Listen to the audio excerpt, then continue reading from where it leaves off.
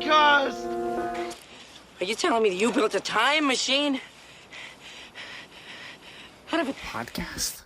I have come here to chew bubblegum and podcast.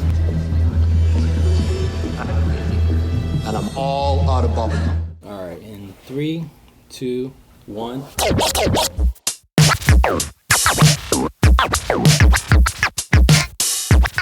Hey everyone, and welcome to Get to the Podcast. That's Get to the Podcast with the number 2. My name is Diego D'Souza. I'm Nick Gambino. And I'm Neil Carson. Villains. Welcome to Halloween's. It's a week after Halloween. It's a week after Halloween. You're late.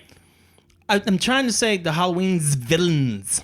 This is the villainy. First off, that's grammatically incorrect. Also, Halloween's a week away. It was a week ago. We're done with Halloween. We're already getting into the holidays. Thanksgiving's coming up. They're scary. All right. Well, here, this is what we'll say. This time of year is very villainy. Yeah, because you have Thanksgiving dinner villainy, where yes. families get together and want to kill each other. So villains. I know, it's true. You go to see your extended family, which What you the wish fuck? you never had to Yeah. see. My family ain't never tried to kill me. I don't know how man. your family likes What? you. You've never had I'm a attempted survivor murder of an attempted abortion. situation. So. I have never had an attempted That's murder in my dark. family. That That got is really dark. fucking Let's dark. talk about abortion. For How do or you against even it? know that? Pro or anti? Come on, let's talk about it, guys. All right. Just Really? kidding. All right. Wow. Just kidding. Really? Wow. Just kidding. We're like 30 seconds into this. How did this That's get so Somebody drop political? the N-word, quick. Okay. Make this. This is like how to blow up in your face by Nick. This is like how to All right. blow up your own company. Like Samsung. Oh. Oh, Neil's on that Samsung TV. Those phones Hey, never blew I up. They pre-ordered- just caught fire, I ladies and pre-ordered. gentlemen. Just caught fire. They Either just way, caught fire. you're gonna be dead if you fucking. Just because somebody's house caught fire because Samsung phone caught fire doesn't mean it blew up, guys. You Hey, know. listen, it was the I- house's Okay, fault wait for a being second. flammable. Did you hear what he said? No, I'm a Samsung guy, so I'm just gonna say that. But you said just because somebody's house caught on fire doesn't mean it blew. It wasn't. still It caught wasn't on the phone's fire. fault. The house is flammable. The house failed. The house failed. By the way, I ordered my iPhone 10, so I'm Of excited course for you you. did. pre-ordered. I was Yeah, one you of did. You did. one Yeah. of the few. Okay. Can't wait to see what happens on the left side of the screen. One of the few. Anywho, all right, guys. So Not- we're talking not- about villains today. Yeah, Yes. top villains Top of all villains. time. Hollywood villains. Hollywood villains that Yeah, we not felt real-life that, villains. Yeah, not real life villains like I don't know. I'm We're not, not talking gonna about start, I'm Hitler not or going back into Stalin. that. Let's not go back into Hitler this. trumps it. Oh my gosh, I knew this. Hitler- Hitler's Trump- worse than any Hollywood villain. Yes. Let's be Oh, real. this has been a He's right. 30 seconds of politics right here. Right It here. has. It has. Yeah. Okay, but we're so talking let's about go Hollywood villains. Yeah. Just so we're clear, Hitler's Movie villains. Hitler's Yes. a bad guy. Hillary's a bad guy. Hitler. They said Hillary. Holy shit. Yeah, let's just talk I'm about just people making- from decades past. Dude, are you guys could- kidding me? You can. All right, Oh, speaking let's of get Hitler, back. there's a Let's great get movie back, about the 'cause last few days we're of pulling Hitler's up, life We're called- pulling up too many All like right. names that have Okay. no fucking thing to do with. We'll tie it with back into films. film. Yeah. So let's go back. Yeah, The It's next like one. this is this podcast is called Get to the Hey Squirrel. All right. That's what Exactly. it's Yeah. called. So check this out. So today we're talking about top villains of all times that we feel that represented like an incredible personality on screen. Just an incredible performance. Just a- you know, yeah. nuanced performances. And not That basically scarred us, where we still have flashbacks. God. We still remember That's a good them. one. We see. Scar. Yeah. Scar Yeah, from Lion Lion King. King. Shit, He was why don't I messed think of up. that? Anybody who kills their family, you know, Killed his brother. Yeah. Yeah, I know. That's what I'm saying. Brother. Help me. Brother. Yeah, that was a great villain. So, all right, so Jeremy Irons. Jeremy oh my God. Irons. Anyway. so who derailing. wants to start this off? All right, Neil's going first. What? Good job, Neil. Oh, Because all we're right. on this side of the room, and you're just on that side of the room. So We're literally all on all sides. I know what. We're in a decadohedron room. I don't know. Is that a word? Decadohedron? It probably Look it up. is. It's probably a word. Yeah. It's probably All right, like- what you got? It's on the Urban Dictionary. I have an amazing list, just so FYI, everybody. Okay. FYI, everybody. Is that a... Consensually, FYI, Are everybody? you trailering Oh, it's me? always consensual. Oh, good. So my first villain is the infamous Norman Bates. Not Norma Bates. Not Norma. Norman Bates. Yeah. He, Kinda from Norma, Psycho. though. Kind of Norma. Yeah, from Alfred Hitchcock's Psycho, which I recently watched, like fully, as For the like first from the time. beginning to Yeah. end for the first time. Because Wait, for you just some watched reason, parts well, of it? so my entire life, people had always spoiled the ending for me, so I felt like I never needed to watch it. Right. And then I was talking to Nick, and he was like, "Oh my god, you got to watch this movie," and you got me this birthday gift, which was like a whole Hitchcock collection. On So we Blu-ray, ended up yeah. watching Psycho, and it was amazing. It really is. Like, in retrospect, like you're watching this movie that came out in 1960. 60, yeah. And you're just like, 57 years ago. there's literally like a movie could be made today and you couldn't tell the difference between that movie and Psycho. Like that's how forward thinking Alfred Hitchcock was and like his, like how he sets everything up. And it's like, even I was like on the edge of my seat. And this movie came out 57 years ago. 57 years ago. It's unbelievable. He's incredible. Yeah, it's like it really is a masterpiece. It really is a classic, and the fact that it's in black and white just adds so much more. Like even though there were a lot of color films at the time, like he was like, no, we're gonna go Black and like, white. Black and white yeah. made it more mysterious Yes. and Let's talk about the guy specifically as a villain. Anthony Perkins. Yeah, there's gonna be some spoilers here because some of our villains are tied into spoilers. Like, Yeah. you know, there's like reasons. The part of them being a great villain is also what ends up happening at the end of the movie. So Yeah. this is gonna be a bit of a spoiler for a movie that came out 57 years ago. But you should see Psycho, Well, yeah, and there was But- a remake done, and there's been sequels to Psycho, Yeah. and you know, there's the show Bates Motel. the show Bates Motel. Yeah. But there's just so many classic lines with that character. Like if you ever watch Scream, there's a line that Skeet Ulrich's character says. He says, "We all go a little mad sometimes," goes- and that's a line taken from Psycho goes- that Anthony Perkins says. What did she say? Stu's gone mad, or yeah, Like- Stu's gone mad. He's and gone goes, mad, and he's like, and he turns around. It's like it does like this insane look at his face, and he's like, "We all go a little mad sometimes." Yeah. And I saw Scream many times before Yeah. I ever saw Psycho. But his character, like his portrayal of this, like you as an audience member feel uncomfortable when you see him talking and interacting with I can't remember the actress's name Janet that plays. Leigh? What is it? Janet Janet Leigh. Leigh. Yeah, when Janet Leigh arrives at the motel for the first time and she's interacting with him, he has like this awkwardness about him. His eyes. Yeah, and he's just like kind of like these darty eyes and this like weird, this kind of awkward body motion. He's kind of a gangly looking guy, and you feel uncomfortable as an audience member. Like if you met this guy in person, he talks real fast. He's kind of like stumbling over his words. But He's it's making nuanced awkward. too. It's not It's just very overly nuanced. like it's not like wink wink nudge nudge. You know, Yes. kind of like you don't oh, it's know. You're obvious. just like, oh, is he a nice guy? Like He's just he socially just awkward. Yeah, maybe he just doesn't see a lot of people. He hasn't interacted with a lot of people in his That's life. what or made it awkward something. is that you didn't know. Yeah. Yes. You were Well, you had still don't thoughts. know. You had thoughts. The whole movie, you don't. If you've never seen the movie, you know nothing about it. You don't. A lot happens. There's like this interaction with him. There's his mother. He talks about his mother to Janet Leigh. Mm-hmm. You know how she's like had different mental illnesses and this and she's kind of like old and senile. Yeah. And you hear her. Janet Leigh witnesses her like yelling. Yeah, You know, at him and sees stuff. her through the window. She's like a silhouette, Yeah. and so she feels bad for Anthony Perkins. And then there's the infamous shower scene where someone comes in and it's the mother, the and mother it's like kills her, and then Anthony Perkins shows up and he's like, "Oh shit, my mom went berserko," and then he like he cleans everything up. He's like, "What have you done, mother? What Yeah. have you done?" And he runs and he has to clean everything up and and he dispose of the gets body. dispose of the body, and then her friends basically show up, or her sister, and this guy that she was dating and you know in a relationship with in the beginning of the film. And they start to kind of like investigate and trying to find out what's going on. And then it's not until like the last few moments of the film that there's like the reveal, which is this is a spoiler. Okay, this is the spoiler. Just do it. This is Spoiler. the spoiler. It's also been referenced so many times. Yeah. So she goes down. The sister goes inside the hotel, the mansion. The house in which the mother lives and Norman lives. They run a motel and they have a separate house. It's kind of like this huge house, Yeah, like right. scary, It's like kind of over. steepled house. Yeah, it's like above the motel, Right. like up these stairs. She goes in. She goes down to the basement and she sees this corpse of a woman in the basement, and she kind of freaks out and then turns around and then then Norman in this like frantic, like the whole scene still gives me chills when I watch it. Like he's just this like frantic insanity, and is like the way he looks at her and he just screams like and comes at her with his knife, and he's wearing a wig and a dress, and he just comes at her like just stab her. He's dressed like his mother. Yeah, he's dressed up And it's like the the first mother. time you He's see it, you're like, being what the the mother. fuck? Yeah, it's like he killed. You basically find out that he ended up killing his mother, and then he took on her personality, and he was being both Norman and Norma Bates simultaneously. Right. And He's not him playing his mother. He is his mother in his yeah, head. it's not like he knows that what happens. Like when Norma takes over, she goes nutso and kills people, and then when Norman takes over, he's like, "What did my mother do?" And it's like, Right. "Dude, you're both of these people. Yeah. Like, Yeah. what do you mean, your mother?" And it's like, it's just And this was like completely not revolutionary, but it was unheard of at the time. And the way in which they portrayed it, Right. And like now, Psycho is such a classic. Everybody knows kind of the ending, even if you haven't seen the movie. Yeah. But that was like, holy shit. Like, Well, you what's didn't funny see is it coming. they even have like this whole scene where there's this doctor who's kind of explaining the condition because people are like, oh, well, he's just a At the cross-dresser end of the or movie. something, or he's They're like, he's a what are they- transvestite. He's a transvestite, and they're like, no, he's not. Like he's actually convinced that he is his mother. Right. Like that personality is so like I guess significant, or it just takes over his.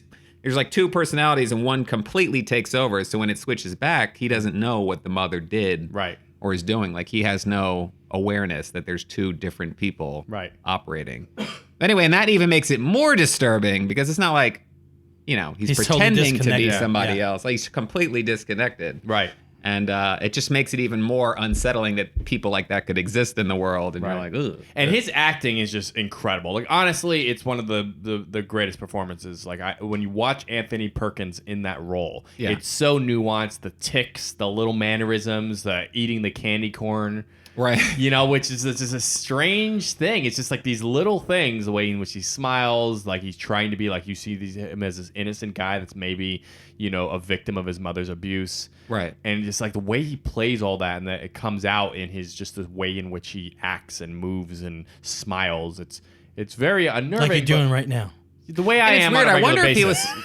I wonder if he was like that in real life. Like he was like that character as a normal person. I hope like, not. I mean, not that he was like a split personality serial killer, but that he was, he just had that kind of. And I think that if you watch like the interviews with Hitchcock and other people out, later, they're like, oh yeah, he was great to work with on the set, but when they cast him, he had a very awkwardness about him. Like Right. he had secrets as just Anthony Perkins, Yeah. in his Yeah. own life, Right. separate from everything else, and that kind of portrayed on screen. So Right. I think that's why they, Yeah.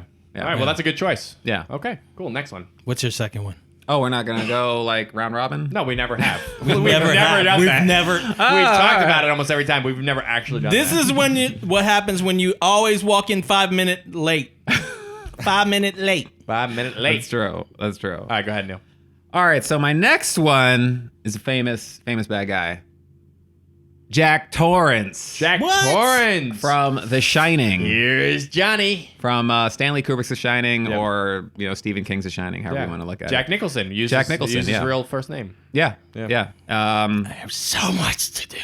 I know God, man, you just watch that movie and you're like, he's just incredible. He was There's at like the, three he was at the people peak of his acting. Yeah. You don't get more perfect than that like mo- yeah. casting Jack Nicholson for that part. Yeah. He's just his. I don't. Jack Nicholson is just creepy as hell. He looked like he was really is that guy like in that movie. That like, guy, exactly. He becomes so unhinged versus the character he portrays early on in the film, which is kind of like, the dad, and he's trying to like support his family and he's getting his job. Right. But then like slowly he just becomes more and more like disconnected and you just, it's kind of, you don't really know why. Yeah. And you just kind of like, well, what's with some, and you kind of like stay. There's like, and then towards the end, they kind of like hint more and more and more as to what's going on. Yeah. But he just becomes this like almost like putty because he ends up, and this is kind of a spoiler, but he ends up like meeting or interacting with these ghosts. That kind of that still inhabit this the Overlook Hotel. Right.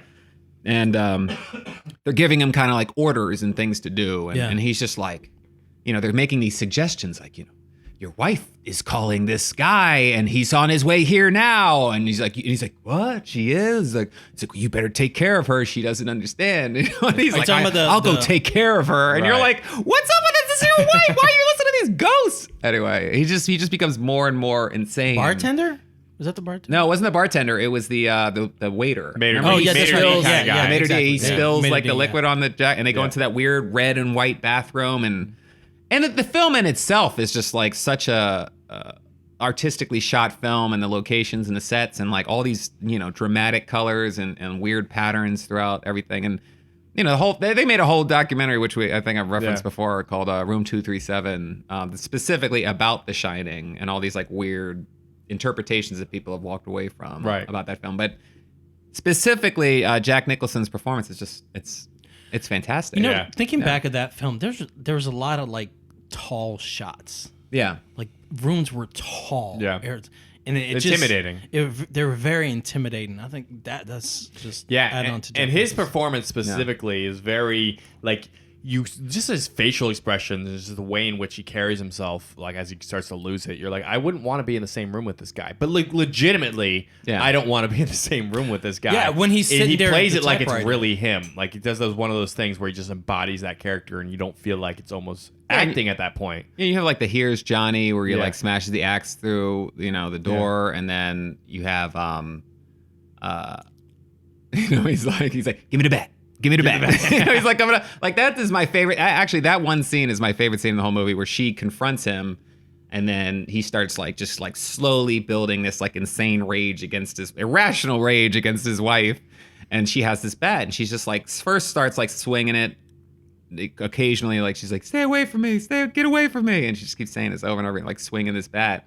And then she's like walking backwards the whole scene, and then she's walking up the stairs, and he's just like getting closer, and he's like, "Do you have any idea of the responsibilities that I have?" And you're like, "This is going totally." You really get shit. this idea that he's losing his mind. Like he's Oh, like, yeah. almost like method. Well, I that's don't when- know that he's a method actor, but he seems method in that role. Yeah, that was the scene where she went to the typewriter and she started reading it, and every page was like, same. All work and no play make makes Jack a dull boy. boy. Yeah. Yeah.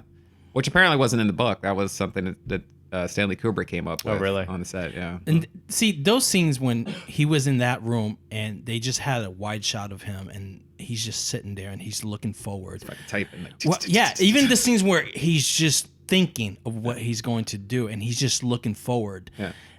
Those were the creepiest shot for Oh, me. there's all- because it there's was an like intensity. this guy is fucking gone. Yeah. He is gone. It's just those shots where he was in a room and he wasn't even speaking and he's just interacting with the stuff around him, especially the one with the typewriter where they had long shot and you see him looking almost straight into the camera, and he's like basically looking at you. You're like, oh shit, I need to move seats. Right. There's a It's scene. crazy. Yeah, there's a scene early on that's like that where he's with Danny, and Danny's like he asked Danny something. His son. And, yeah, and he's sitting there, and then Danny's kind of like leaning up against him. He puts his arm around Danny's, like hugging him, and he's just like, and it's like scene goes on for like 2 minutes of him just like silence of like him just kind of like staring off into space while holding his son. You're just like, oh, he's not gonna like choke out his Kill it, son or yeah, something kill like his that. You think he's gonna like murder Yeah. his son right then and there because he's just becoming just like psycho, and Yeah. you can see it because he just stares off into space. And It's his, a like, slow facial descent expression. into madness. Yeah. Which is what that movie's really about. Yeah. It's not even slow, particularly. It's kind of fast in a way. It does get real crazy at the end. Yeah. At the end, it's just like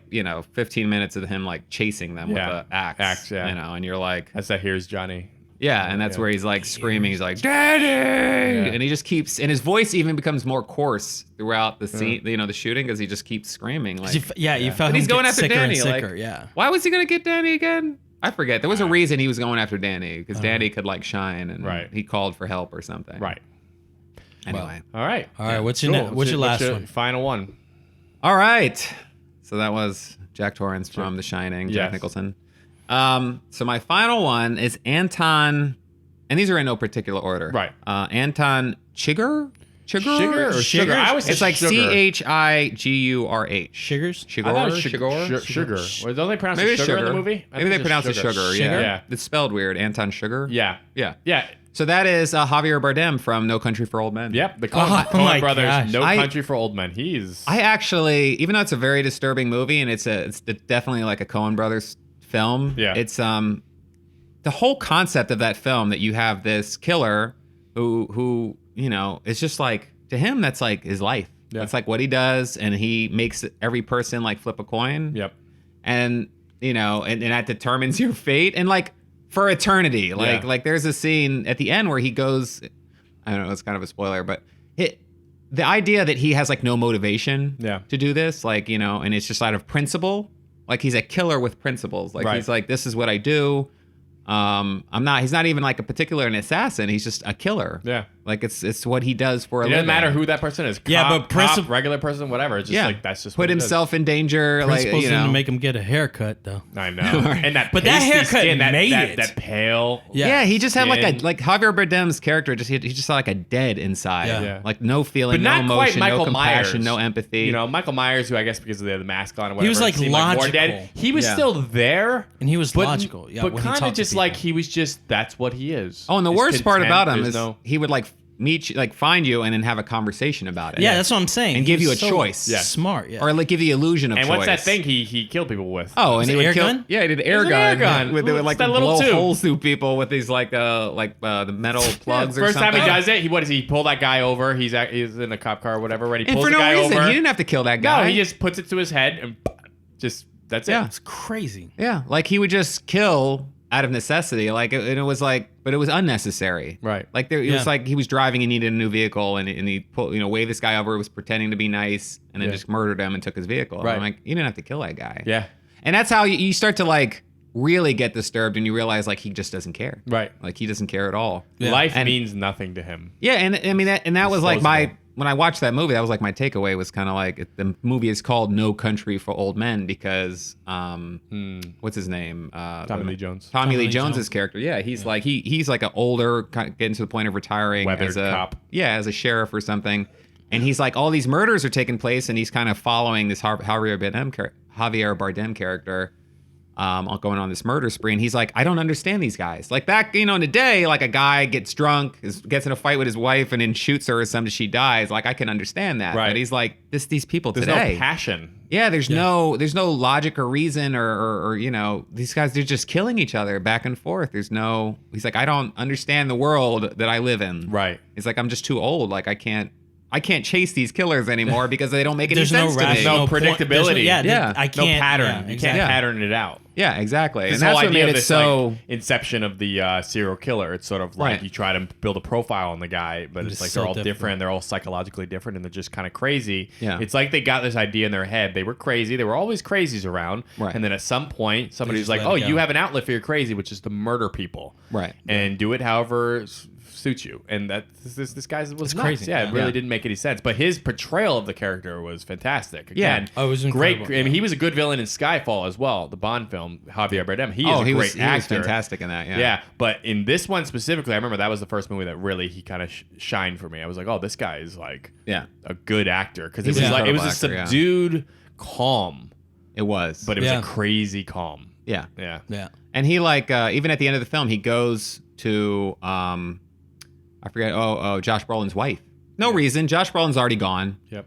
Finds Josh Brolin's wife because he told Josh Brolin while he was alive that he was going to murder his family, Right. and then goes and murders the wife all the way at the end of the movie. Yeah. Yeah. For no reason, Right. just because out of principle. Well, I told Josh Brolin I was going to kill you, so I'll give you a choice: flip this coin or whatever. Right. And she's just like, "You don't have to do this. Right. There's no. My husband's dead.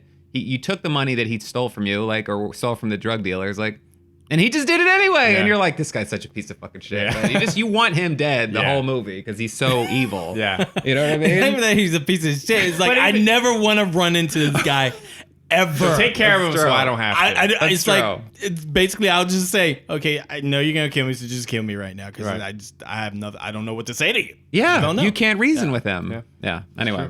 All right, good list, man. Yeah. that was good. Dude, that was pretty good. Yeah, All right. man. All right, who's next? I told you. What do you want? You want me to do it? Yeah, you do it. Boom. All right, I'm gonna do it. All right. Cool. Let's do All it. right, I'm gonna start off with the Sir Gentleman Kevin Spacey. Kevin Spacey in what movie? Oh. I'm gonna start off with Kevin Spacey Yeah. playing the role of John Doe John in the Doe. movie Seven. Was John- it 1991? Let's No. no, What's in the box? 95. What's in the box? 95. What's in the box? What's in the box? What's That in the move box? that goes basically well he actually had a reason why he was doing this, but the reasoning it kind of matches No Country for Old Men because Yeah. it was just his own rationality of why he was killing But people. he was pretty messed up when they found all those journals.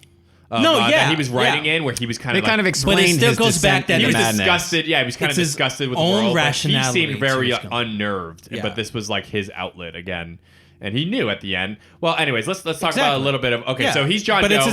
it's his own rationality Yeah. of why he needs to do this, and Right. of course it was the 7 sins. Yeah. and he used that, and he killed everyone by each 7 deadly sins: sloth, each sin, sloth, Gluttony. gluttony. You had Lust or something. there was Lust. lust, there was the girl. greed, Was it vanity? there was I think vanity. vanity Yeah. was the woman. I think. Yeah. I like how we're all talking like So- we know what yeah, this and then Wrath was the last Wrath one. was the Obviously, last we know one. Wrath was the Exactly. last one. Yeah. But yeah, it was crazy. It was a very cleverly. I've read the script on this actually and kind of analyzed the script.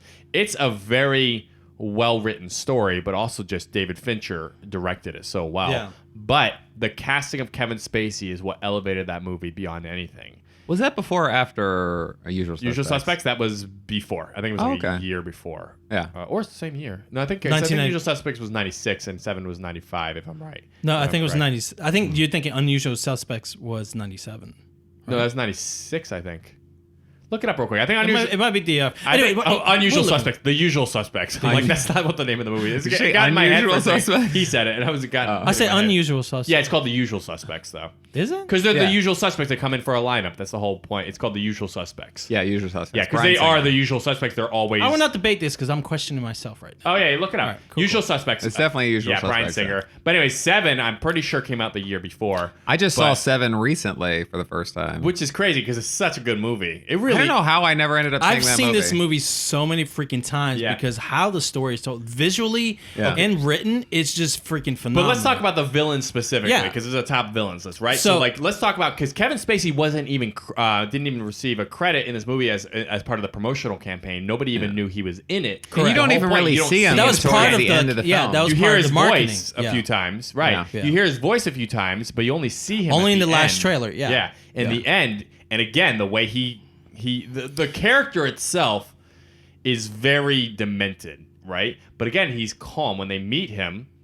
Like, there's this era. You have the old weathered cop who's like on the brink of retirement, which is Morgan Freeman. 7 is You have- basically Lethal Weapon meets See, here's the Silence thing. of the is that Lambs. when you That's talk- what when you 7 say- is. I don't even know if it was demented.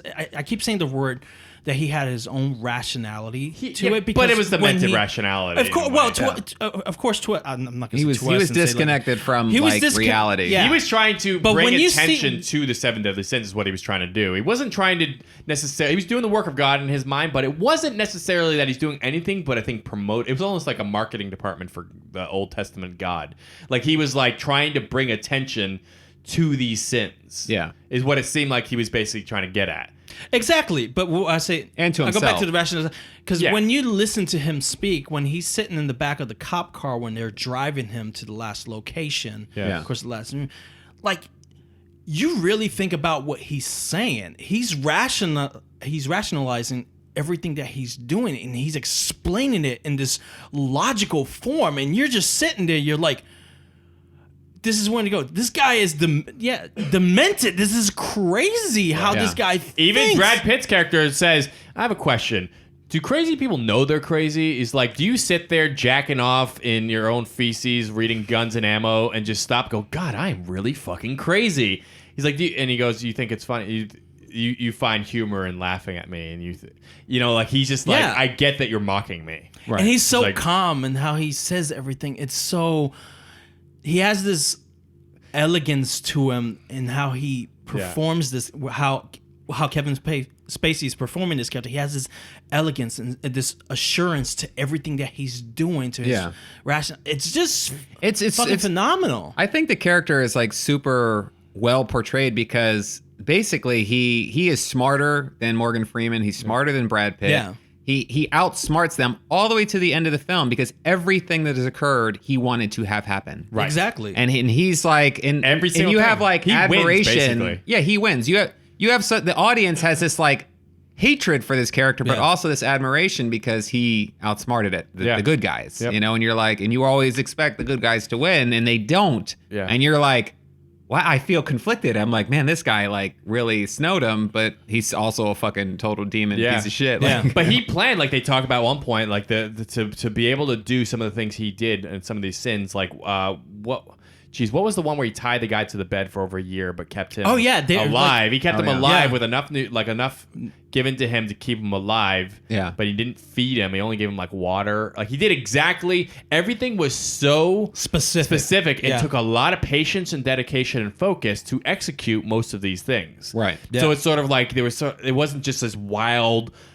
chaotic killer. He was very methodical. He Right. knew exactly what he needed to do. He needed to understand certain things about the anatomy of the body. He Yeah. needed to study. He needed to do a lot of stuff. He needed to find his victims. They were very specific. He wasn't oh yeah, caught. he worked his ass off. Yeah, there was Oh only my one gosh, time when yeah. he had like one thing where there was some misstep, but it wasn't really. It was Morgan Freeman used the FBI to cross-index something to be able to find an address for this guy. So Yeah. they almost caught him at that point. Yeah, but but he still here's escaped. the thing: like he like basically like didn't he contacted them after that, and he was like, you almost caught me. Yeah. And he had this Yeah. rational conversation. It's just like phenomenal. And I think like what a lot of people don't get at the end of 7 is the fact that he won. He won. And Morgan Freeman, when he's sitting there looking Now, are we at- going to spoil this? I really want people to watch this movie, but are we going to No, spoil we it don't a have little to. bit? Are you guys using your save?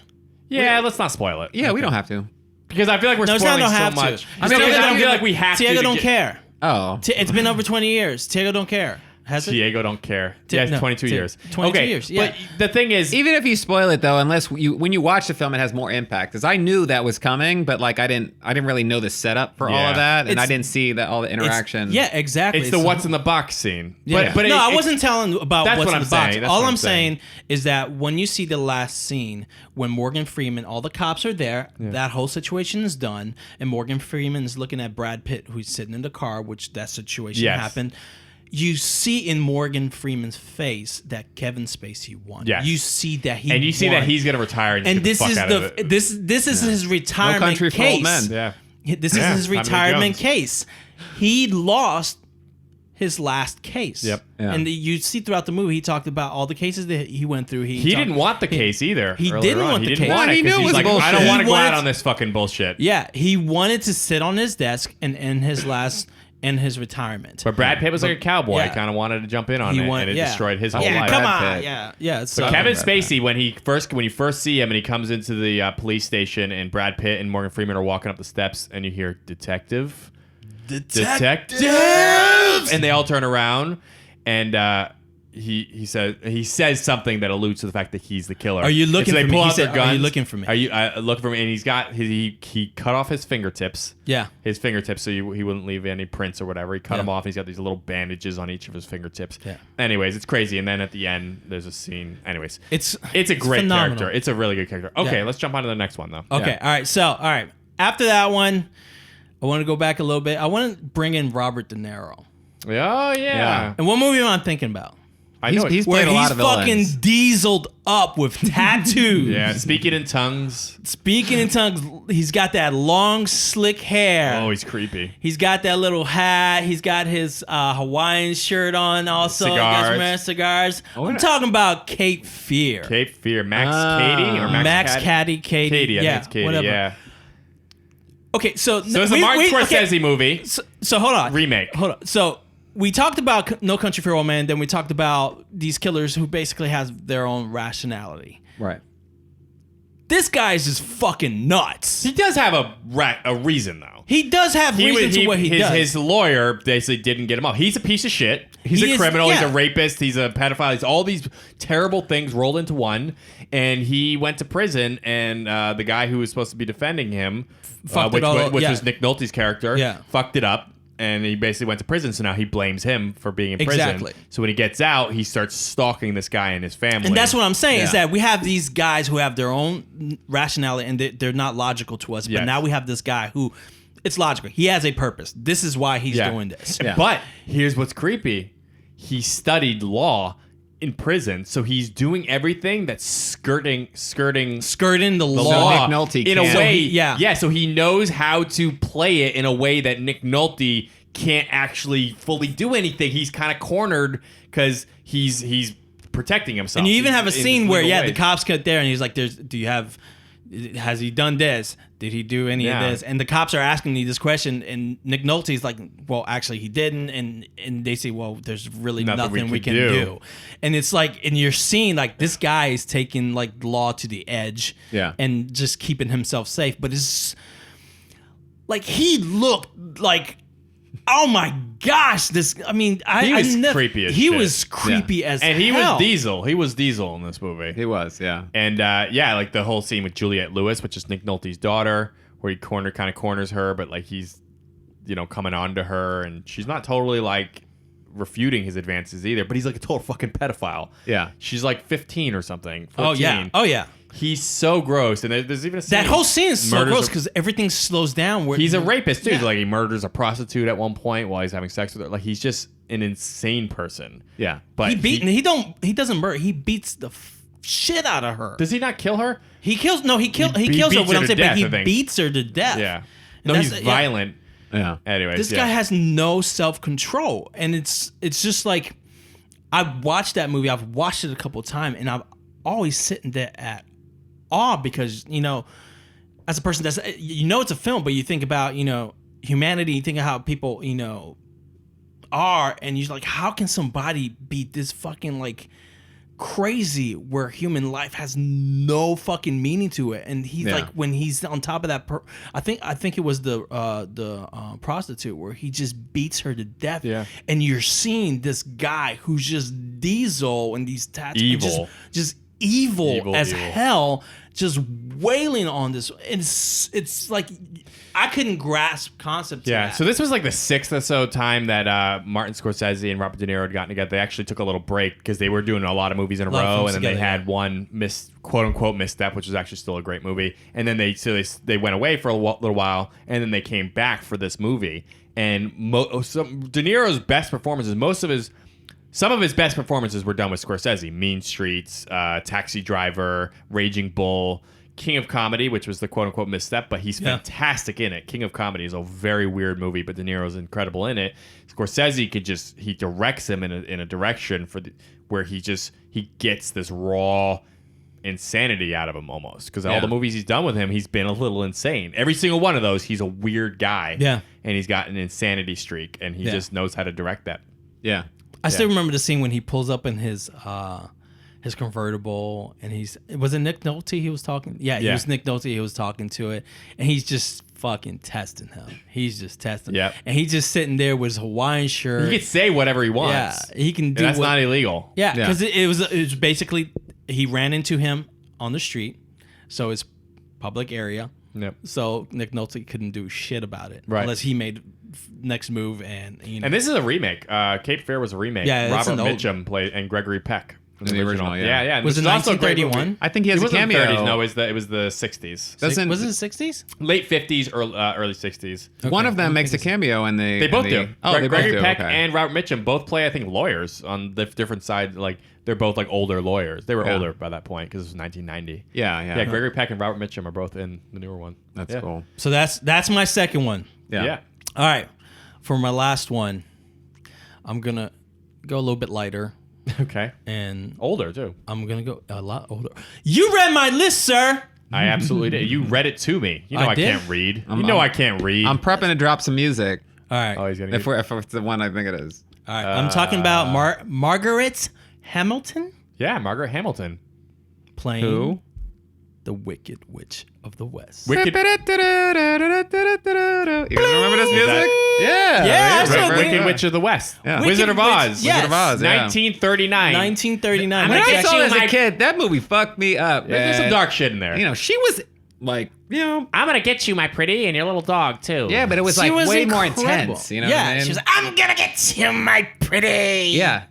Yeah, she was freaking That freaked me out. phenomenal. She freaked me out. And then Yeah. when she like melted and shit, I was like, that freaked me out even more, even though she was like dying. What a world, what a world. Yeah, It's been exactly. parodied a million exactly. times. Oh my gosh, man, classic, that movie man. was incredible, and that was the first time they showed color. Yeah, that was the first color film. Yeah, that was Between the that first and Gone color with the film, Wind, both the same year. Exactly. Yeah. Yeah. But she was incredible. She just every time you saw her, she just was always.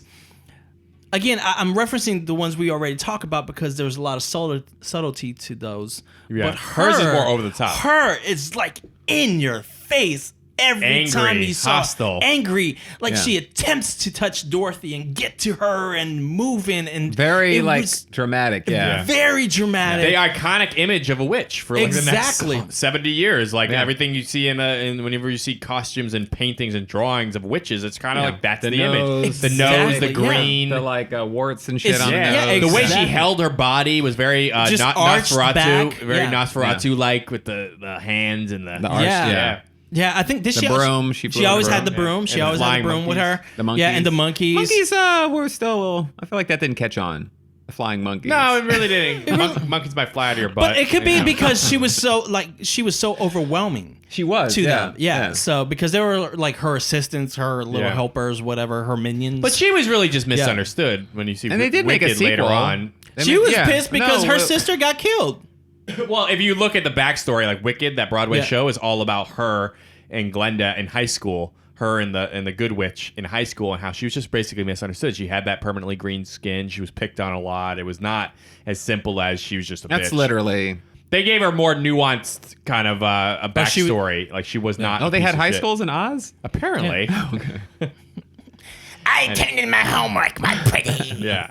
But anyways, yeah, they did. You gotta She stop did just land a talking like house on that. her. That's gonna get I'm you. She did sorry. land a house on her So, sister. yeah. I mean, it didn't let me apologize say- much of it. I mean, she did a little bit, but it's mean- sort of like, come on, bitch. Like, That was a total If you- accident. Dorothy was just chilling, and like a tornado scooped her up and dropped the house. Like, how was Dorothy didn't control where that house landed. it's just nobody showed a lot of emotion. Be like, hey, I'm sorry we killed your sister. Yeah, they like, were all Dorothy like, should have hey, been we like- killed the sister. Like they were all happy to kill her. So here's the that's true. She was a problem. monster. Here's what Yeah. happened. When she got there, they were celebrating her death. her death. it's pretty That's messed- why she's like, Ding dong, y'all, the witch this is fucked dead, up. Tomato witch, something like that. Yeah, but yeah. it's also, I mean, she was obviously. Look, why would somebody celebrate your death that joyously? If you're Other not a than- bitch, yeah. you're a piece of shit, is what you are. Oh yeah, if you're celebrating anyone. And the death, sister's in They denial. must not Like be she's a good probably person. even as just as bad as her. So it's like, yeah. and they were all happy when they killed her at the end too. All they had to do was fucking throw water on her. Yeah. That's the one thing. It's like, come on, that's your one weakness. Yeah, but she's so loud and like in your face that you would never think. Yeah. You're in the fear all the time. Yeah.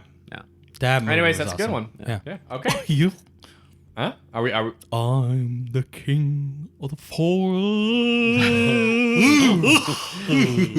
I'm not afraid. Everybody tried to mimic Sorry, that I voice. just had to do that. That's the cowardly lion. Cowardly Cowardly Lion, Lion. yeah. Yeah, sorry. All right, Nick, what you got? Hit us up with some By the lists. way, what is the scarecrow? They took my straw and they threw it over there. Oh, And then they threw it over here. All right. All right, what you got? All right, good. So I'm gonna start off with one that's kind of a given. I mean, if he's not gonna show up on the top villains list, then Here there's we a problem. go. These are all Marvel villains. Steve Jobs. Oh, No, I'm yes! kidding. No. Finally, a real villain. Yeah, right. I was just doing that for you. Okay, no, but seriously, Heath Ledger as the Joker in The Dark Knight. We talked about Yeah. this a lot. He was You really- fantastic. Yeah, you really can't stop talking about this. His portrayal of that character. That is a good movie. So my father- That's a really good movie, but that movie is... It's a better movie because of his portrayal. It of really the is. Joker. It's way Yeah. better. Like it elevates that movie like 100 times It with does. that character. I mean, yeah.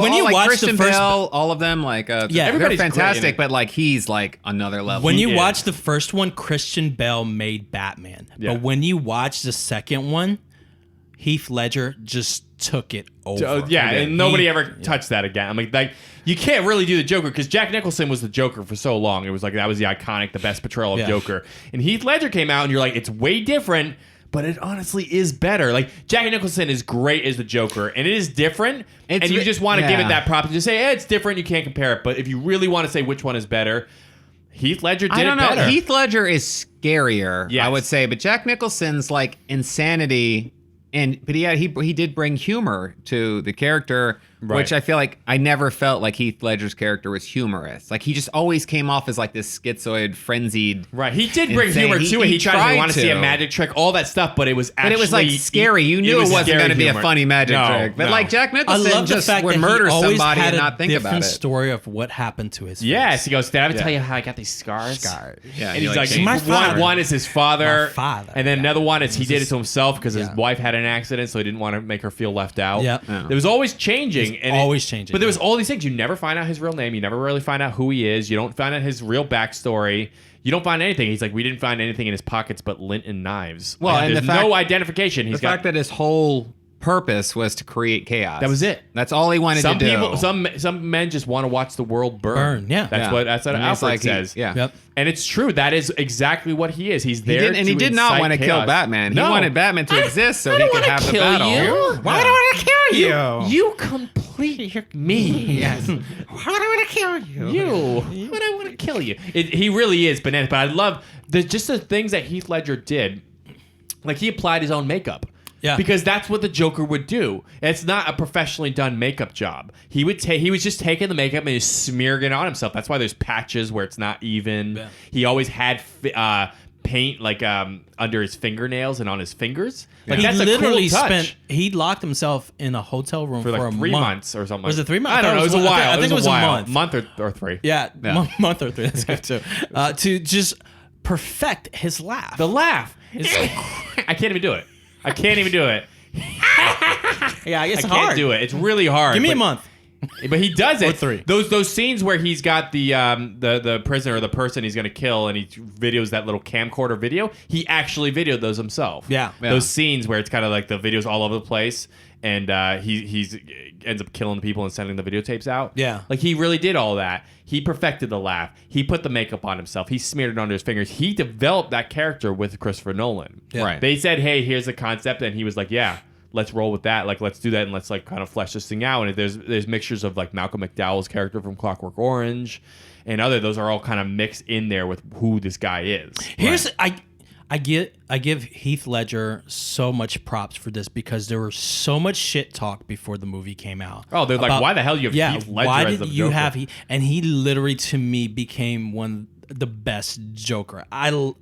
I know they're all different. No, he's the best Joker. He is there the best really Joker. isn't, and you can't say he's not. Like he really Well, is. I can say compared to the first one, which Jack Nicholson was incredible as a Joker, but which Heath created Ledger just created an entirely new character. He didn't try to recreate Jack Nicholson. did, which was They're smart. two separate things, but his portrayal is. Plus, they focus a lot more on the Joker in this film than they did on the Joker with Jack Nicholson. Although Jack Nicholson got top billing in that first Batman movie. Yeah. Actually. Yeah. So, but this one, it was Jack Nicholson. Yeah, it was Jack Nicholson. But also, what was cool is, well, first off, Christopher Nolan hired him and cast him as the Joker because he said he saw Brokeback Mountain and he saw he was a fearless actor. Yeah. Willing to just throw himself in. He needed somebody without fear to play the Joker. Unrestrained, unrestricted, and that would just go for it. And it's an interesting thing because he had to wear this kind of prosthetic thing in his mouth, this kind of...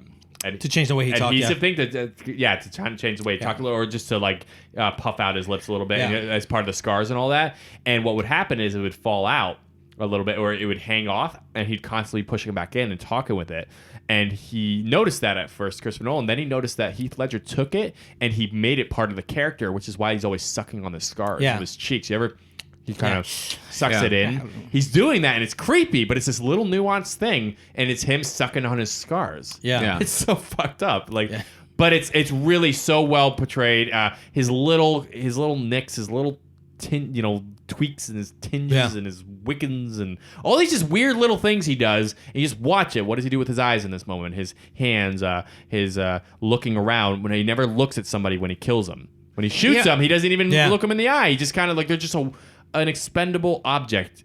It is interesting. I wonder what it was like to be on the set with him. Like when Christopher Nolan would say like action, they would take do the take, and then he would say cut. Yeah. And if like he would be able to just go in and out of character, or if he would just be that. So apparently, character. there's all this weird people going, "Oh, he lost his mind on the set of that thing." I don't know. He was like dead like a few months after they finished filming. Yeah, he died before So- that movie came out. And but it's funny because then you talk to people, like you see interviews with people like Christopher Nolan, Christian Bale, even Eric Roberts, who was in that movie. Yeah. And I read something from him a couple days ago where he was like, no, like they were filming a scene, and then in between takes he would go to Eric. He's like, "How was that? Was that good?" And he goes, "You're doing amazing, man. You're doing great." Like, so he wasn't totally like in character in a weird way. Like he was. I'm sure he had some sort of method part of it, but he was also just a professional, kind of just working with this cast and everything. Yeah. It's fantastic. Anyways, I mean, if you think about it too, like only person that he tried to kill and he made eye contact was Batman. yeah, but he didn't really try to kill him ever. He didn't. Yeah. And I love the fact that he doesn't die at that's the end true, of the yeah. movie. I mean, he Joker did- doesn't die at the end of that movie. Yeah. I love that. Yeah. I think the idea was to bring him back. Unfortunately, he couldn't. And they were never going to try and replace him. Right. And I think we're destined to. Well, they're just gonna reboot. I mean, they already. They already did. rebooted. Jared Leto played the Check it out. Joker, and he played him totally different. And some people didn't like him, but I thought he was fine. I thought he was fine. Yeah, it was. fine. I'm the one. Suicide Squad. Suicide. No, Suicide Squad, but it was like, it was it was a less frenzied. It was different. He was like a was more gangster. comic booky. Yeah, he was a gangster. felt He had the less silver real. things, the tattoos. It was different. At least they didn't try to do Jack Nicholson. They didn't try to do Cesar Romero. They didn't try to do Heath Ledger. I don't know. I was fine with it. I don't think I was ever going to find something as good as Heath Ledger because everything's going to always think be that's it compared. for me. The thing is, you always thought it was always going to be compared to Jack Nicholson, but once Heath Ledger's came out, now everything's going I to be don't compared know. to him. But it also has to do with the film style or the filming style of his Yeah. directors. I mean, these new Batman, Justice League stuff with Ben Affleck, it's heavy CG. Yes. Very heavy CG. And Christopher Nolan's like almost no CG. Yeah. No, he's like about non-existent. practical effects. Yeah. Yeah, so it feels more grounded in reality. Like everything you see is like a real truck, 18-wheeler flipping up on it, in the Batman, the Justice films, it would have been like CG trucks, Yeah, and it's you would true. have been able to tell it was CG. It's true. Yeah. That's It true. just it, like, it does take you disconnects. out of it, and it's like the performance has to be extra special in order to Yeah. really stand out with something like that. Yeah, exactly. Okay, right, what you got? My next one. Oh, I love this one. This one I just love. Uh-oh. Hans Gruber, Die Hard. Where are my detonators? No, I love this character. Yippee-ki-yay. What was it? Motherfucker. What was it? Motherfucker. Yippee-ki-yay. Motherfucker. It's so good though, but this character is he's multifaceted, but he's also, you love him, but you hate him, but you never hate him to the point where you don't love him anymore. Yeah. It's like such a fascinating performance. This is Alan Rickman's first movie. Yeah. Everybody's always like, "Oh, Severus Snape." He was Snape. like I'm a- like, this is fucking Hans Gruber forever. He was like an IT guy or something before. Was he had he? some like odd job, yeah. Oh, And then really? he got into stage acting In and then, England, and then he came to then- Hollywood to see if he could make it, and he was like, if I don't have something in the first like 3 months or whatever, I'm gone. Something Yeah. like that. He was just gonna give it And then he one got shot, that role, yeah. and then the first thing he gets is Die Hard. My favorite trivia point from that film Yeah. is when they shot Die Hard, was John McTiernan as a director. Yeah. They were going to shoot that scene where they drop him. So they drop him Yeah. on like a big airbag with like a green screen airbag or something. And they This have is the camera spoiler point it alert. down. Die Hard. 29 years later, he wow. he falls out of the building It's at like the end one of of the those movie. iconic scenes. Yeah. And like, so they were going to film it in slow motion. So they told Alan Rickman. Alan We're Rickman. gonna drop him on 3. They're like, we're going to drop you on 3. We're going to go 1, 2, 3, drop. Yeah. So he said if he's getting ready, he's like, okay, cool, I'm ready. I'm like, got my performance. I've And he's acted gonna do it out. himself because they I know need to it's get the gonna shot. happen. They need to get the shot of his reaction and his body falling. So this piece of shit director, I'm just joking. He's a good guy. I don't know if he's a good guy. He's But- probably not. He's in jail. No, I'm just kidding. Okay, Is he in jail? No, he's out now. Okay, good. We should get him on the podcast. Okay. We love you, John. We love you. We do love you. Okay. We love your films. Predator. Predator. Yeah. Okay, let's get to the point. Anyway, so they go. So the director goes 1 and then drops him, and he's like, and Alan Rickman is just like, what the? And they like drop him 25 feet or something like that into Yeah. this airbag His thing. And so in face. his mind, he was like all psyched to be dropped on 3. 3, yeah. And they dropped him right on 1. His And face he's like, is "Oh!" real. His reaction where That's like his a face genuine goes from fear. just normal face to just Fucking slow check me. motion fear washing over his face, wide-eyed, falling to his death. That's real. That and was that's awesome. That's what they Yeah, used in the yeah, film. that was awesome. That was great. It is great, but he's like smooth. He's vicious. When he does like the American accent and all Oh, that. the and, whole you thing, know. which wasn't supposed to be in the movie originally. Oh Yeah. no! Yeah. Oh, you're one of them. You're one of them. That wasn't supposed to be in the movie, but he was playing with that accent around the set, and the director or whoever really liked that, so they decided to play like that keep into it the on there, movie yeah. where he comes across John McClane. Anyways, the movie's great, but McClane. Hans Gruber is a fantastic villain in it. Yeah. He has no qualms with just murdering somebody. Yeah. Without any hesitance and without any remorse. And it's all for money, but he's playing it up like he's this big, He has you know, morals, and he's trying to morals, and support- he's just yeah. part of like this radical movement to to overthrow governments or whatever it is, just like leaders of the free world and all this different stuff. Basically, just terrorists, Yeah. right? But he's acting like his purpose, but no, he's just trying to fucking steal money. That's all it is. One of my favorite We'll lines be on a is beach like, earning 20%. 20%. Yeah, I love the line where he's like, "You asked for a miracle, gentlemen. I give you the FBI." Yeah, and the I love FBI is that. portrayed like fucking retards Right, in that oh, movie. man. Like, they're the Johnson and worst. Johnson, Agent Or Johnson, Johnson and Johnson, no relation. You asked for a miracle. I feel like Ladies and John gentlemen, I McTiernan give must you have the like had FBI. some upset with the FBI because he makes him look like Well, just the whole idiots, point, everybody idiots. is though. Yeah. No, even other than what's his face, his cop friend, which is Oh yeah, no, Family he's like Matters, the right? most competent person. He's the only next one, to but John yeah, even though all McClane. the cops are incompetent, all the SWAT yeah, team, his- everybody's considered incompetent. I got a except for guy in there. John Yeah. McClane and Yeah. what's Chief's his like, "You got this crazy guy you work with." Like that guy. how do you was know great. he's not working with the terrorists? Yeah. Anyways, but again, it's not about the movie. It's He Hans threw a dead Gruber. body on your car. This is a Yeah. spoiler, but the FBI guys run into an accident in their I guess we're gonna helicopter. need- I guess we're gonna need some more FBI guys. Like this is what the chief. They don't give a shit, the captain. Yeah, so, was but great. anyways, Hans Gruber really does take that to a whole new level. He does. There's so many great lines. He's smooth. He's just fascinating to watch. He's like this kind of Shakespearean type character. He's calm. He's calm. He always looks but like in he's control. analyzing Yeah. the situation when people is, are yeah. talking to him. That's He's right. His always- smile his is always very smile. but he's not slimy to the point where you're like, ugh. You just sort of like love watching him. He's a was bad elegant. guy you're almost rooting for in a way. Yeah, a little bit. A little bit. Yeah, he like was you really elegant. love him. Like you do love him. You don't want to be with the guy or be in the same room with the guy, but at the Yeah. same time, You want it to work for you him. want to watch him, and he doesn't freak you out like Heath Ledger's guy or anything. He's just a guy that's like, he's just brilliantly evil. Yeah. Awesome. You yeah. want to be like the guy beside him. Yeah, boss. Yeah, boss. Yeah. That's true. Yeah, That's it's true. It's true. All right, what you got? All right, last guy. Now, this is- His brother does come back in the third one. yes, does. Si- If you don't know. which is Jeremy Irons. Jeremy Irons, who's also Simon, great. Your brother was an asshole. Yes, right. He was an asshole. Yeah. That's one of my favorite villains of all time, Hans Gruber. Yeah. Okay, last guy, and that's a little bit of a curveball. A little lesser known movie, but a fucking fantastic movie either way. It's the movie Primal Fear, and it's Edward Norton's first movie where he played Aaron Stampler, also Roy. He played Yeah. a guy with a split personality. Okay, he's an. It's a dark movie. It's a dark Just movie. a- Richard Gere, yeah. and basically this guy is on trial. This kid, he's almost like a kid. His Edward Norton plays him. I think he's like he plays an altar boy. like a teenager or something. Yeah, maybe. It seems like he's an early Late teen. 20s. It has been late, a while since I've seen that film. Okay, great movie. Yeah. So he's on trial. He basically gets arrested for like murdering this priest. But it's like a violent ass murder. It's a not violent like, murder. You know, But shot he- him but one time. Then or Richard something. Gere was a meets trial. this guy, and this kid is like a sweet, victimized kid. Like he's just like this little like not harshly spoken. He's just soft spoken little guy. Like just so, like Was he doesn't like know an what the hell's orphan or going something on. in the church. He Maybe lived brought at him the church in, or and this something. priest was like the guy, you know. Anyways, it basically comes up. I guess the priest was bringing him in and abusing him and bringing women in and abusing them, and it was kind of this whole weird scandal thing with this priest. So he ended up killing him, and so they're trying to make a case about this. Right. But at one point, he's talking to Richard Gere in this room, and he sparks something in him, and then all of a sudden he flips. Yeah. And Edward Norton goes from this soft-spoken little meek thing to this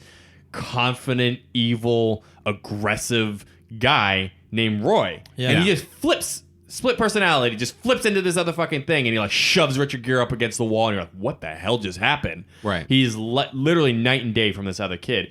And so then they basically go about trying to get this insanity plea, and like it wasn't Aaron that killed the priest, it was Roy. Right. So you And he has- can't. It is a different person. You need Yeah. to get people on the stand to basically convince that it was this other person. It wasn't him. Oh, and he has a who did it. stutter too, which makes it even more Yes. sympathetic. You're very sympathetic for this character. That's right. He has a Yeah, stutter. exactly. That's Yeah. right. Exactly. He just looked so innocent and like So there was an audition tape. They found this guy in New York, Edward Norton. So this is his first film. Okay, he was a nobody when Yeah. he did this, and his audition tape for that character, and the audition was specifically for that scene where he flips in the room with Richard Gere into the other personality. Became so popular in Hollywood. The audition tape went around. He started getting jobs and booking jobs in other movies based on his audition tape before the movie ever came out. Yeah. It became like this, oh my God, this legendary audition tape Yeah. in Hollywood. It was that good. Like, oh my God, we found the next, Marlon Brando type, the next, oh my God, actor. And Edward Norton is What's funny is incredible. I feel like Edward Norton's an incredible actor, but like like the last 10 years or something, he's kind of like phoned it in to a large- Birdman. He was incredible in Birdman. Did you see He that? was great in Birdman. He was yeah. really good in Birdman. No, he's still got it. But he doesn't always He's just pick kinda, the right movies. I feel like he's like jaded now. He was I great in get that Fight sense. Club, which was Oh, a well, few yeah, years but that later. was like 20 3 years ago. later. Yeah, exactly. I'm just saying there wasn't just that one movie. He's done a lot of great movies. In Birdman recently, he was good Yeah. in. Yeah. He still can do it. He just doesn't always pick the right He's roles. like oh Tim maybe, Robbins. yeah maybe it's, There you go, yeah Tim maybe it's just Robbins. not the right role. But anyway, true. but what's crazy? It's the fucking twist at the end of Primal Fear. Are we spoiling this? I don't, and I do It's want to gotta spoil call. it. Shit. You gotta call it. But anyway, call it. it's part Well, there's of like why a dual twist. There's like a 'cause Well, that's the you first kind twist. of know what's coming. you in find in out about the court split scene. personality. maybe meet the halfway. audience in half and split it. We'll see where we go. I'm going to try not to spoil it, but basically, you find out about the split personality probably like halfway through the movie. It's a little Maybe later a than third. halfway. Is it Yeah. not? Split Yeah. personality, I feel like you find out like third to halfway through the movie. Because that's a bit of a twist, but it's really early on in the movie, so it's not really the whole twist ending. The twist ending, it's what makes the movie really awesome. The whole thing's great. His portrayal is It's great. what makes you have that It's primal what happens. fear. Yes, it's what happens in the last like 2 minutes of the film It's literally like the movie ends on this. It ends And you're on just it, like, and you're like, holy shit! And what sells it is his portrayal of it. yeah. So if you, oh man, okay, just do Well, this, people, yeah. ladies, It came out gentlemen, ladies, and gentlemen, it's 1997. 90s. 20 Are you gonna tell Six. people to shut down? No, ladies and gentlemen, do me this favor. Go watch Primal Fear. I don't know if it's on Netflix. I don't know if it's on Amazon Prime. Rent it. Do something. Do not pirate it, but somehow get Primal Fear right now and go watch that movie. It's not a horror movie. It's a thriller. Okay, it's a courtroom drama / thriller. Yeah. Amazing performance by a young. There Edward is some Norton. graphic stuff in the beginning of the film. There where they are show some the things. murder. Yeah, I'm not saying it's a light movie. It's rated R. It's very a heavy dark. movie. It's a dark movie, but Yeah. but just watch it, okay? Just watch it because you need to see the end of this movie because I want to talk about it, okay? You can't talk about it. I don't want to. What are you No, gonna do? because that's what's great about the movie is not seeing that spoil that thing at the end. That know. twist is really This is why we love satisfying. movies. I know it's I'll tell so you what. satisfying. Why don't we put up something about it? Give people a week. Yeah. Then we put up something about There it. you go, and then we'll discuss it. Then you guys can talk to us about it. But anyways, please just do that. Primal Fear. And it's like that scene. I mean, his whole performance is fantastic It throughout really the whole is. film, but that Yeah. particular scene kind of The cements pinnacle him. is at the end of the movie. Yeah. It cements him as like a villain. Yes. Like a serious Hollywood Villain, villain. yeah. Exactly. Yeah. Yeah. Just watch it, and it's the performance which sells it. It's incredible. So that's Primal Fear, Edward Norton's first movie, and that he plays Aaron Stampler / Roy. Roy is a split personality, and that's an incredible villain. It's played with such nuance. It's played the jump between the two. It was his idea to bring the stutter too, by the way, in his audition. was it? That was not written into the script. That whole stutter thing it was an actor's choice. He came that's in a- and decided to bring that because it was like, how do you really put the contrast between these two characters? And that would be a major thing to show them as two different people. Yeah. One has a stutter, a mental stutter, and the other one does not have that disability. That was great. Yeah. Yeah, there's so many like nuanced ways someone can be terrifying. Like the idea of having someone that appears to be kind of disabled, Timid and but the fun, and then like, it's like then your guard is down, Right. You know what Yeah, I mean? exactly. Anytime It's like somebody racing against somebody in a wheelchair. You're like, I'm going to win this thing. And Right. then he gets up and starts running like Jesse Owens. You're like, fuck Right. my life. Yeah. I was not prepared. Yeah. That's crazy. Yeah. So there you go. That's my list. That's a Awesome. great list, yeah. guys. Yeah. Great These list. are good ones. I just want to add one more just because. There's No, so many. I'm not There's going to so many. add Okay, all this right, just throw it because out. it's not actually a person played this part, but it was.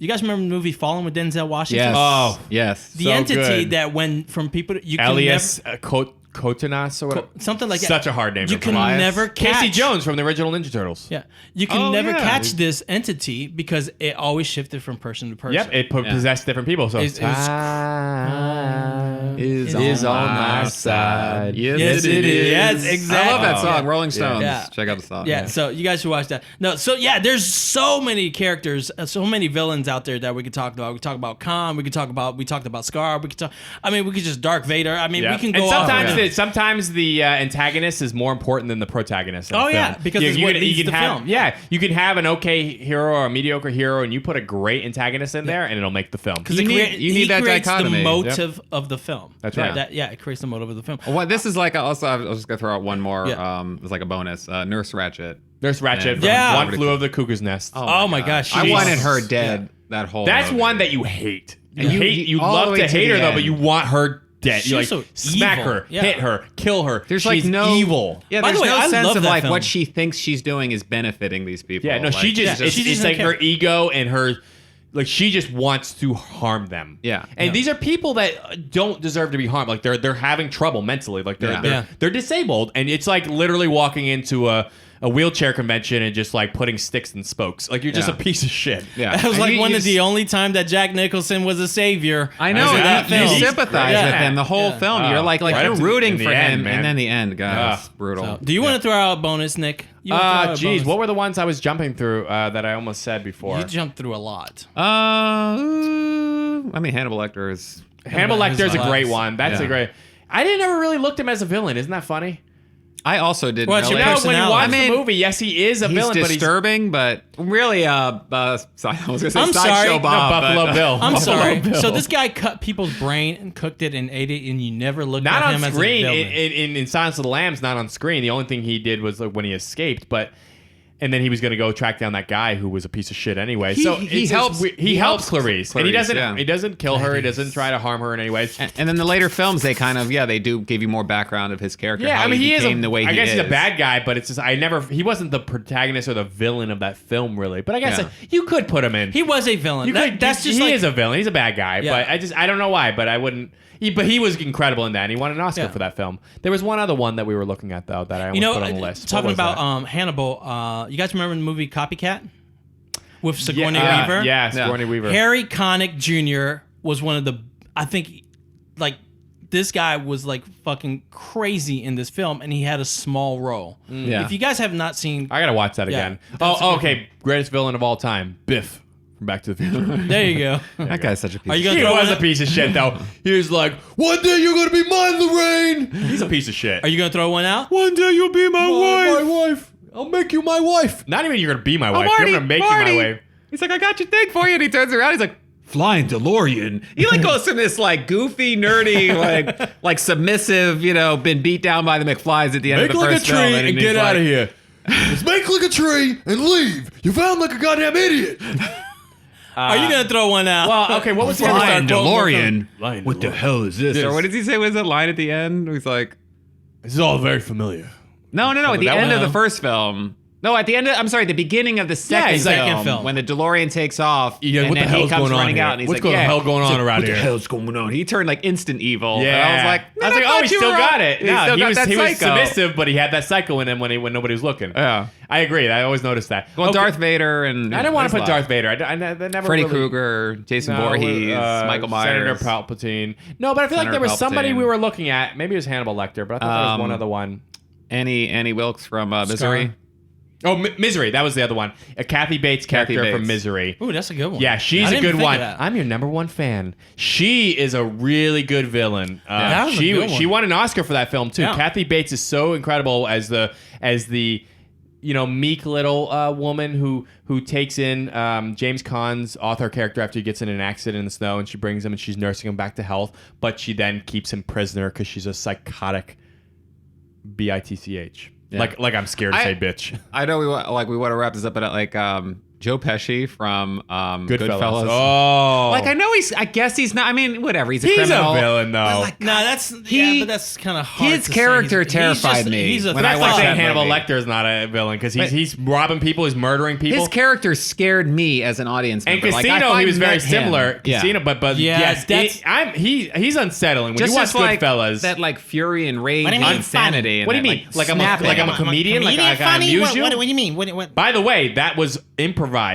Like that character, he Yeah. said, "You know what? Okay, that scene in Goodfellas where he's like, what? What do you mean funny? Like I'm a comedian? Yeah. Like I amuse you?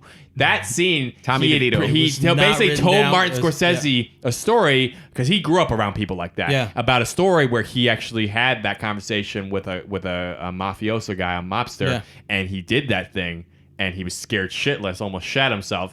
So he told Martin Scorsese that story. Martin's like, we got to do this in the movie. And he didn't tell Ray Liotta about it. Yeah. He didn't tell him about it at all. So he did that in the middle of the take. And so he's really kind of like shocked and surprised. Like, what the fuck's like, going is this- on? is this He's like, Joe are we Pesci? doing the Joe Pesci thing? Or is this part of the scene? What are we doing? So he kind of is all nervous. And that's a real take. That's a natural take. Nobody knew except for Martin Scorsese and And Joe him. Pesci that Yeah. he was going to do that scene. Wow. Yeah.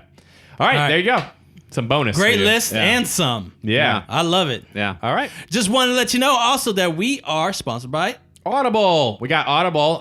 Right now, if you go to audibletrial.com/get to the podcast with the number 2, you can get a 30-day free trial and 1 free audiobook. So that's literally a month free using Audible and get a free audiobook just by using our tag at the end there. So it's audibletrial.com/get to the podcast. It's awesome. Use that. Yeah, it really is awesome. Oh, yeah. And a bunch of our listeners have used it already. You can get a free audiobook and you can cancel it at any time. You could literally cancel it a day later. You'll still get to keep your free audiobook. Yeah. And you're good to go. Bam. Yeah. Bam. Yeah. All right, guys. Thank you for joining us at Get to the Podcast. Again, gettothepodcast.com with the number 2. I'm Tiago D'Souza. I'm Nick Gambino. And I'm Neil Carson.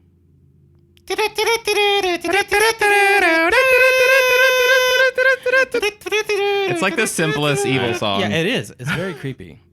It's not like Halloween. Because that song builds. That is a creepy one. Bow, bow.